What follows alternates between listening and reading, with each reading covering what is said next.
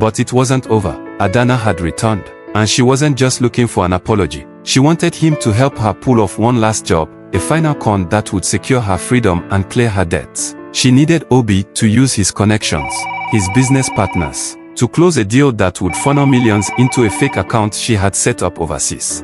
If he refused, she threatened to expose their entire history to the authorities, to his partners, to the media. His business would collapse overnight. His reputation would be ruined, and he'd likely face prison time. Obi was cornered. He couldn't afford to help her, but he couldn't afford not to. "What am I supposed to do?" he asked me, his eyes pleading for a solution. But I had none. He was trapped between his past and his present, and there was no easy way out. The deadline for Adana's plan was fast approaching, and Obi was running out of options. The tension was suffocating, and every day that passed felt like one step closer to the inevitable collapse. The night of the party arrived. It was supposed to be the crowning achievement of Obi's career, a lavish celebration of his new partnership with a major investor. The guest list included some of the most powerful people in the city, and Obi had spared no expense to make the night unforgettable. But beneath the surface, everything was about to fall apart. Adana was there, of course, dressed in a sleek, designer gown that made her look like she belonged among the city's elite. But her presence was a ticking time bomb. The plan was in motion, and Obi knew that if he hesitated, if he made one wrong move, it would all come crashing down. The scheme was simple enough. Obi would introduce Adana as a business associate, and together, they would pitch a fake investment deal to one of the wealthiest investors in the room. The investor would transfer millions into an account that Obi and Adana controlled, and by the time anyone realized the money was gone, they would be long out of reach. But as the night wore on, Obi's nerves began to show. He stumbled through conversations, his hands shaking as he tried to close the deal. I watched from a distance, my own anxiety building with every passing minute. Something was wrong. Obi was cracking under the pressure, and it was only a matter of time before someone noticed. Then it happened. Obi hesitated for just a moment too long, and the investor, a sharp businessman who had seen it all, raised an eyebrow. His suspicion was immediate.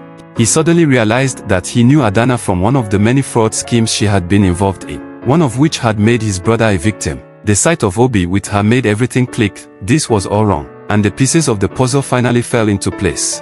He excused himself from the conversation, muttering something about needing to make a phone call. Within minutes, the authorities arrived. Panic erupted throughout the room.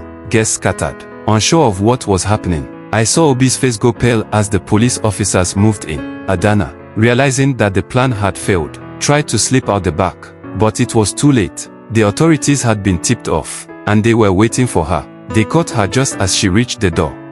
The scene was chaos. Obi stood frozen in the middle of the room as the police surrounded him. He didn't resist as they handcuffed him, his eyes hollow, his body slumped in defeat. Everything he had worked for, his business, his reputation, his future, was gone in an instant. Adana, too, was led away in handcuffs, her perfect facade shattered. She had spent years chasing revenge, but in the end, it cost her everything. As I watched them both being taken away, I couldn't help but feel a sense of helplessness. I had known Obi for years, but the man I saw before me was a stranger. His ambition, his need to succeed, had led him down a path that ended in ruin. He had thought he could escape his past, but the truth is, no one ever really escapes. The consequences catch up to us all eventually. As I stood there, watching Obi and Adana being led away in handcuffs, the weight of everything that had unfolded hit me hard.